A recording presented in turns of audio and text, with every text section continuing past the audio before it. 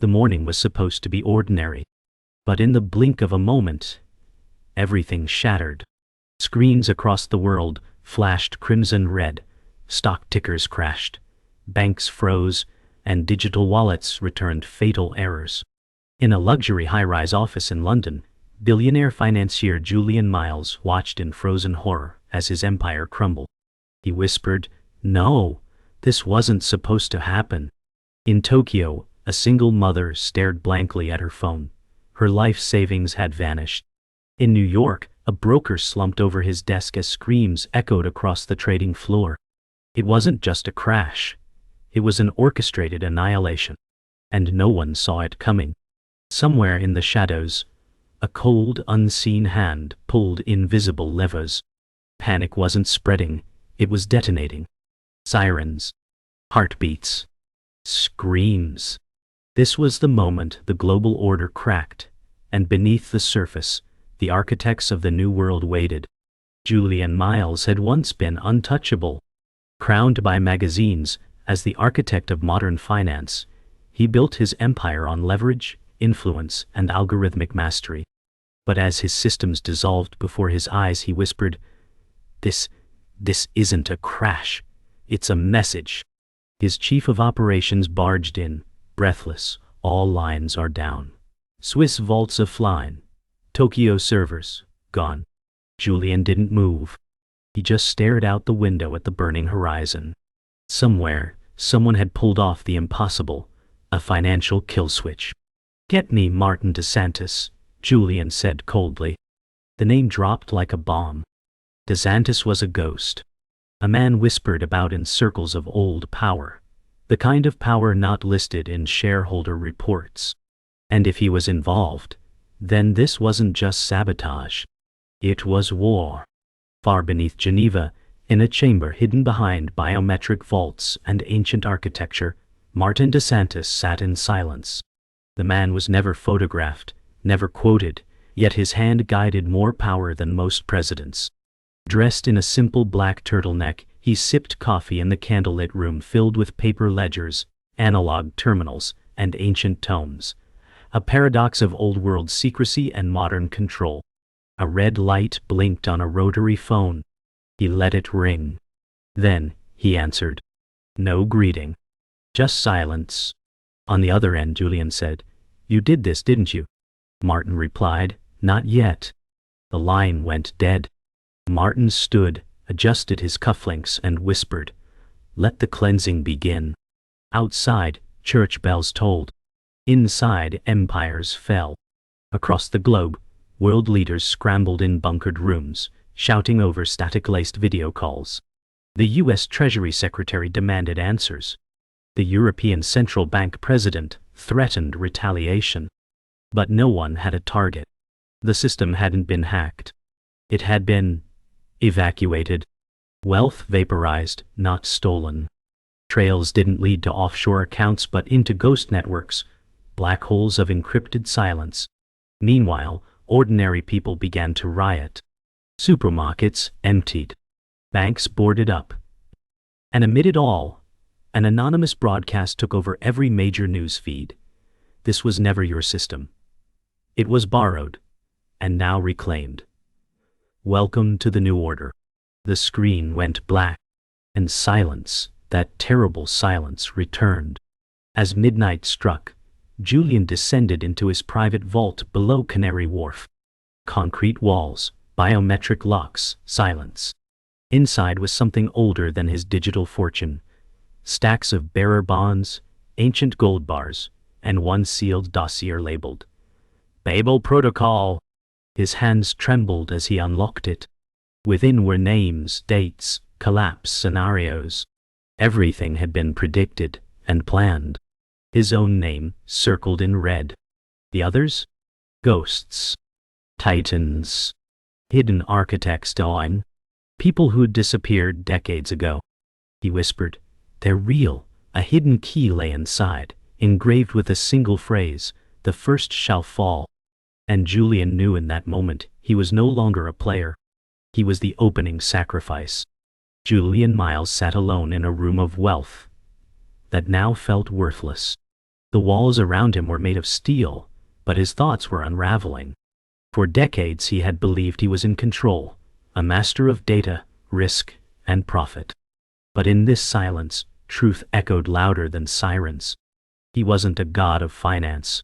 He was a pawn, and worse, he had willingly worn the crown they handed him. He whispered to himself, "I thought I built the system, but I was just maintaining their illusion." Outside, the city burned. Inside, he felt something he hadn't in years: fear. Real, paralyzing fear. He opened his tablet. Dozens of messages: fund managers, ministers, private security, all screaming for answers. He closed them all, then opened a secure file labeled Family Contingency. Because before Julian was a titan, he was a father. And now his daughter was missing. Her name was Evelyn Myles, a brilliant, defiant 28-year-old activist who had long rejected her father's empire. For years she had spoken out against centralized banking, hedge funds, and the very machine Julian helped build. "Money is the new monarchy," she once said, "and we are its obedient peasants." When the collapse happened, she vanished from her Brooklyn apartment. No digital trace. No financial movement. Julian knew what that meant. Either she was hiding, or someone had taken her. And with her, perhaps, a piece of the truth. For Evelyn once accessed Julian's encrypted archives years ago. And she didn't just read, she copied. She knew about the Babel protocol. She knew about them. And now she was either their target, or their bait. In a safe house buried in the outskirts of Iceland, Evelyn Myles watched the world unravel. Her hands trembled as she refreshed the news feeds. Markets obliterated, riots surging, the elite retreating underground. She knew the collapse was coming. What she didn't know was how fast it would hit. On her desk, a physical hard drive blinked softly. Inside it, encrypted data from her father's system, smuggled out 5 years ago. Names, protocols, dial-do, places no one dared speak of. She whispered, "They're activating it," and reached for a burner phone. But before she could dial, the power cut out. Darkness. Then a knock. 1, done. 2, daddy. 3, third wall. Then silence. Evelyn backed away slowly. Somewhere out there, they were already tracking her. And if she made the wrong move, she wouldn't just vanish. She'd be rewritten. Julian activated a dormant protocol, one Evelyn would recognize: Signal Helix. It was an old code between them, predating their fallout. A signal hidden in a satellite radio stream she used to study as a child. "Oh, she'll know it's me," he said. But time was working against them. Julian's name was already trending globally, plastered on news networks as the banker behind the fall. Governments wanted answers. People wanted vengeance. And the real architects? They wanted silence. Julian had only one chance: reach Evelyn before they did. He placed a black device into a locked case, took one long look at his watch, a relic from his father, and disappeared into the shadows of an emergency tunnel. He wasn't running. He was hunting. And this time, not for profit, but for blood. As the world spiraled into chaos, a single digital signal pulsed through the sky. Signal Helix. Across multiple frequencies, a short rhythmic tone echoed, then repeated. Evelyn, now deep in hiding, paused mid-breath as the transmission filled her cabin. A memory surfaced, she and her father on a rooftop, listening to satellite pulses like Morse code lullabies. She knew what this meant. He was alive. He knew she was in danger. And he was coming. Tears welled in her eyes, but not from hope, from dread. Because if he was sending that signal, it meant they had both become liabilities. Not just to nations, but to masters who existed beyond them. She whispered, "They'll kill us both." She opened a hidden panel beneath the floor, revealing a second drive, labeled Genesis. Beneath Paris, in a bunker once used by Cold War operatives, Julian met with a contact, Sophia Leclerc, a former intelligence analyst turned financial rogue. She had ties to both surveillance states and whistleblower networks. "You're 10 years too late," she said, handing him a thick dossier stamped with an ancient emblem, a serpent wrapped around a black coin. Julian flipped through it.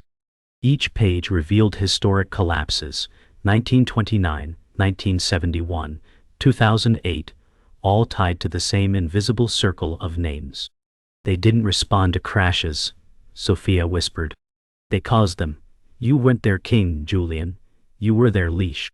He closed the file. His fingers trembled, but his voice was calm. "Then it's time to bite back." Sophia smiled grimly. "Good, because they know you're here." In Istanbul, a young cryptographer named Reza Karim decrypted part of the Genesis drive. He was one of Evelyn's secret allies, brilliant, reclusive, and terrified. On his monitor bloomed maps, nodes, and redacted correspondence from elite banking institutions across every continent. But buried deeper was something worse, a kill ledger. A list of individuals and institutions neutralized after discovering too much. Some deaths were labeled accidental. Others weren't. His name wasn't there. But Evelyn's was. And Julian's had just been added. Reza stared in horror as a file activated remotely. A black screen blinked twice. Then the camera feed in his apartment turned on. By itself. He screamed, pulled the cables, and ran. He wouldn't survive by hiding anymore. The hunt had begun. From the silence of the Swiss Alps, Martin DeSantis moved his next piece. In a cloaked summit inside a glass-clad estate, he met with the core council, 5 aging titans known only by aliases: the monk, the bishop, the furnace, the widow, and the architect. No paper, no tech, only memory and whispered oaths. Martin spoke plainly. Julian is no longer useful. Evelyn must be absorbed or erased. The architect, a silver-haired woman cloaked in midnight blue, replied, "The world is destabilized. Perfect. Now introduce sovereign coin."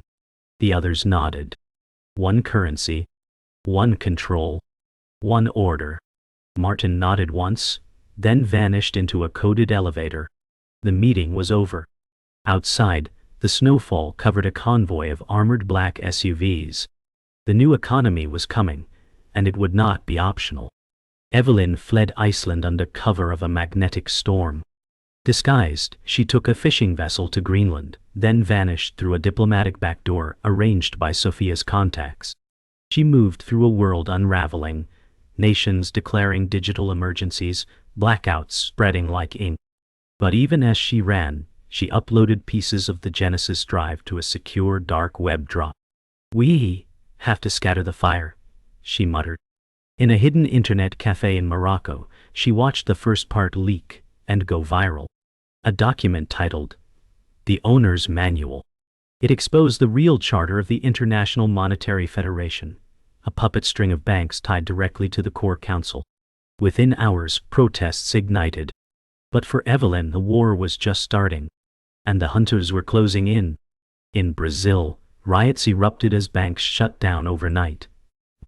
The sovereign coin beta test had gone live without warning. Citizens woke to find their traditional currency locked and replaced with digital wallets requiring biometric compliance. "For your protection," the broadcast said. But protests turned violent. Fires blazed in Rio's financial district. Julian watched live feeds from Sophia's satellite rig. "They're fast," he said. Sophia replied, "They've rehearsed this for decades." Julian turned to her. "Then we make it unpredictable." They began planning an offensive, not of bullets but of data. Truth would be the weapon. But truth alone wasn't enough. They needed allies. And those allies were afraid. Julian sent a single message across the old whistleblower grid. 4 words: "The architects are real." Inside an abandoned vault beneath the Vatican Library, Evelyn and Julian reunited. The air between them was heavy, not just with silence, but with time. She looked at him and said, "You built a machine. And you're shocked it eats people? Julian didn't argue. He handed her a decrypted section of the Genesis drive. Ancient banking covenants, some over 800 years old, linking religious orders, early trade guilds, and today's institutions. It wasn't just finance. It was faith, war, kingship. A pyramid of control layered over generations. We were never in charge, Julian said. We were maintenance engineers on an ancient Leviathan. Evelyn whispered, then it's time to kill the beast. Together, they opened the final subfolder. Inside, a location, a name, a time, one summit, one chance to shatter the order. Deep in the Kenyan highlands beyond cellular grids and satellites, sat a private data fortress known as Obsidian Node, camouflaged as an eco-research outpost. But inside, it was the world's most secure archive of economic influence. Sophia infiltrated it using stolen UN clearance codes. What she found was staggering.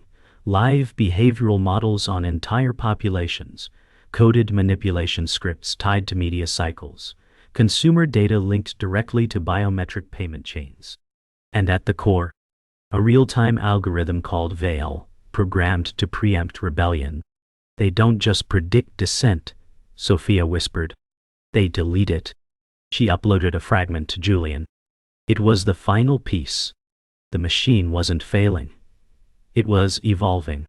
And it would erase anyone who didn't comply. Meanwhile, in Shanghai, a covert meeting of tech oligarchs took place under the facade of a climate innovation conference. But their agenda was clear. Full integration of sovereign coin into smart cities via facial recognition and AI credit scoring. The man leading the charge was Dr. Zhao Ren, architect of the behavioral credit matrix. Control must be intuitive, he said. Let them believe obedience is freedom. On a massive screen behind him, a map of connected cities pulsed like a nervous system, each node a controlled market. Julian watched via an intercepted satellite stream. He's not a capitalist, he muttered. He's a theologian. Evelyn replied, and his religion is obedience. What they were up against wasn't just financial. It was spiritual. The final summit loomed. Buried beneath an alpine monastery, accessible only through a private rail tunnel, the Covenant Assembly would soon gather. The Genesis Drive confirmed its existence, a biannual convening of sovereign bankers, military strategists, and tech magnates. No recordings. No exits until consensus. Julian and Evelyn had one goal: break in, leak proof of their agenda, and make the world see. But Sophia warned them, if you fail, your names vanish from every database. You'll become fiction. Julian simply nodded. Then let them forget us, but remember the truth. Their plan was set. Upload Veil's exposure protocol into the summit system using an AI cloaking virus called Lazarus. No alarms. No time to second guess. As they descended through the tunnel, sensors flared, air thinned, and silence engulfed them. The Covenant Assembly had begun. Inside, glass corridors spiraled like a Fibonacci maze. Gold-plated biometric doors. Silent guards in unmarked uniforms. Evelyn carried the Lazarus code in a neural drive beneath her skin. They moved fast. Every hallway held history, portraits of dead emperors, founding contracts, fossilized coins. It was a cathedral of capital. But at its heart was a single console, air-gapped, analog-ready, and perfectly secure. Until now. Evelyn placed her palm on the interface. Her breath trembled. Ready? Julian asked. No, she replied. But necessary. She triggered the upload. The screen glitched. Files spread like wildfire. And far above them, the world began to stir. The Lazarus virus detonated silently. No alarms. No firewalls triggered. But the data it unleashed was volcanic.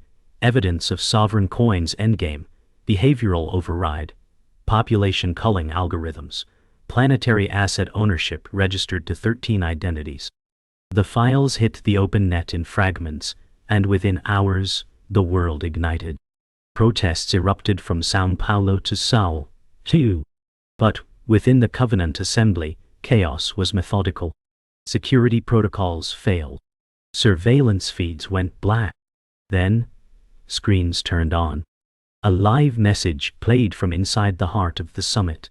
Julian stepped forward, speaking directly to the architects. "Your era ends tonight." The room froze. But one chair remained empty. The architect, the unseen matriarch, had not arrived. Or so they thought. In a penthouse above Zurich, the architect watched the feed. Calm, calculating. She was not missing. She was observing. Her name was Clara Weiss, age unknown, wealth unquantifiable. She had outlived regimes, currencies, and monarchies. Watching Julian deliver his defiance, she turned to her aide. "Activate Eclipse." One phrase. One final fail-safe. Eclipse was not digital. It was a psychological algorithm implanted across newsrooms, social feeds, and financial dashboards, a recursive loop that would discredit, gaslight, and erase. "Truth means nothing without belief," she said. Moments later, Julian's live feed glitched. Across the world, new headlines rolled out. Global hoax uncovered. Bankers' delusion disproven. Perception had been hijacked. The truth was dying in real time. Evelyn stood frozen as Julian's face disappeared from the feed. In its place, mainstream news anchors began calling him mentally unstable, a fallen mogul clinging to fantasy. The crowd outside the summit turned hostile, confused. Inside the chamber, the council members smirked. Clara's influence was absolute. "They're rewriting us," Evelyn whispered. Sophia checked her uplink. All nodes severed. Backup caches corrupted. The Lazarus virus hadn't been hacked. It had been anticipated. Julian stared at Evelyn, hollowed. We walked into a mirrored cage. And then he saw it. A symbol on Sophia's neck, revealed as her scarf slipped. The serpent and coin. Evelyn saw it too. Sophia said nothing. "How long?" Evelyn demanded. Sophia replied, "Long enough to keep you alive. Until now." Sophia raised her weapon, not to shoot, but to unlock a sealed panel. Behind it, a corridor Julian and Evelyn didn't know existed. "I wasn't sent to kill you," she said. "I was sent to deliver you." Evelyn hesitated. "To who?" Sophia answered, "The one they all fear." Beyond the corridor lay a chamber untouched by data. No power, no signals. Inside stood Amari Selassie, the last surviving founder of the Free Systems Accord, once erased from global record. Thought to be dead. He was Evelyn's godfather.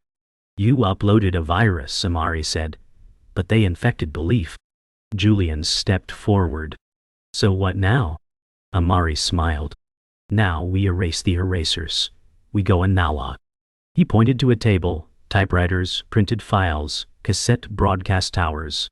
The next war would be fought offline. From bunkers, rooftops, and resistance stations worldwide, the analog war began. Cassette messages hidden in radio jazz loops. Alps. Truth printed on paper and dropped from drones. Typewritten, manifestos faxed to thousands. Amari called it the Whisper Offensive, a campaign that bypassed digital filters entirely. Evelyn coordinated the movement with precision, while Julian orchestrated old banking terminals still linked to dormant sovereign networks. Clara Weiss watched in disbelief. Her control systems flagged unusual anomalies, not in cyberspace but in fax lines, pirated radio, even schoolbooks. "They're pulling civilization into the shadows," she whispered. And in that moment she realized, the real threat wasn't data. It was memory. Uncontrolled, human, and rising. From the shadows of history, memory became weapon. Amari's global whisper network lit up with analog proof. Names, transactions, protocols, all printed, spoken, delivered by hand. But they needed one final broadcast, a live analog override using Skyline 13, a Cold War-era emergency satellite. It hadn't been used since 1989, Julian stared at its activation key, retrieved from a Russian vault. "If we do this," he said, "there's no going back." Evelyn nodded. "If we don't, there's no future." They had 12 minutes before Clara's eclipse protocol adapted. The old world was closing in. But this signal, once launched, would ripple through frequency ranges untouched by digital censorship. Julian placed the key into the terminal. A mechanical hum began. "Let the whole world listen," Amari said. "One last truth, live and unfiltered." In Zurich, Clara Weiss watched as her data dashboards lit up with unreadable signals. "What is that?" her technician asked. "It's analog," she said, voice like stone. "It's memory clawing back space." Around her, markets stuttered. Faith in sovereign coin dipped. Institutions hesitated. Human doubt had entered the algorithm. Clara activated Oblivion Cycle, a global blackout wave designed to wipe physical caches. Her satellites began targeting server locations. But this wasn't a digital war anymore. It was people, taxi drivers handing passengers printouts, children passing coded storybooks, librarians resurrecting old records. Clara stared at a burning ticker and whispered, "I underestimated sentiment." Outside, crowds began chanting a single phrase, "We remember." In the streets of Johannesburg, protesters carried handwritten banners. In Chicago, bus terminals played cassette tapes on loop. Beu. In Mumbai, radio DJs broadcast the Genesis files encoded in song. The Lazarus signal had gone feral, reshaped by the people into something untraceable. Julian stepped outside a relay station and looked up as analog satellites blinked overhead. "It's not just ours now," he said. Evelyn replied, "It never was." The core council members, now fragmented, began fleeing to offshore sanctuaries. One was captured in Istanbul. Another defected in Seoul. And Clara? She prepared her escape, but for the first time she moved quickly. Panic was a luxury she had never afforded herself. But now, it crept into her breath. Sophia was waiting. In a final act of rebellion, or redemption, she intercepted Clara at a secluded Swiss airstrip. "You trained me to vanish," Sophia said. "But you forgot to teach me why." Clara raised her brow. "You don't understand legacy." Sophia stepped forward. "No, I remember it." A single shot rang out. No scream. No drama. Just a slow collapse. Clara Weiss, architect of order, queen of perception, lay on cold tarmac. In her coat pocket was a page torn from an old philosophy text. Underlined were the words, "He who controls history controls the future." Sophia stood over her. No triumph. Just release. Legacy had fallen not to war, but to memory. The world paused. For the first time in generations, no dominant currency reigned. No single narrative held absolute sway. Sovereign coin fell below value parity. Veil systems went dark. And Julian Myles vanished. Some say he escaped to an island with a ledger of names. Others believe he died anonymously, his mission complete. Evelyn continued the fight, not to rebuild the old system but to ensure no system would ever again be absolute. "The truth isn't clean," she said in her final public address. "It's messy, human, and finally ours." She shut down the last Whisper hub, burned the Genesis drive, and walked away from the war. Not in defeat, but in peace. Because real power isn't control. It's letting go. Months passed.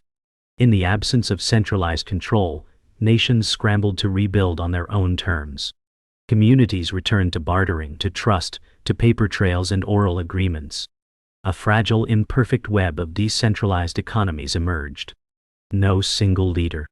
No single currency. Just cooperation.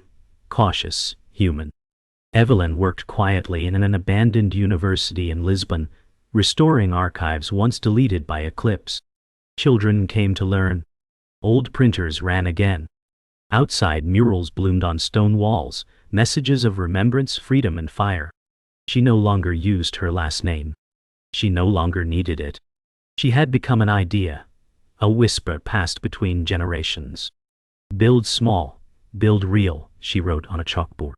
And never forget who owned silence. And the children nodded.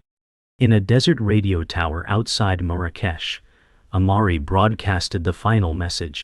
Not a call to arms, but a call to remember.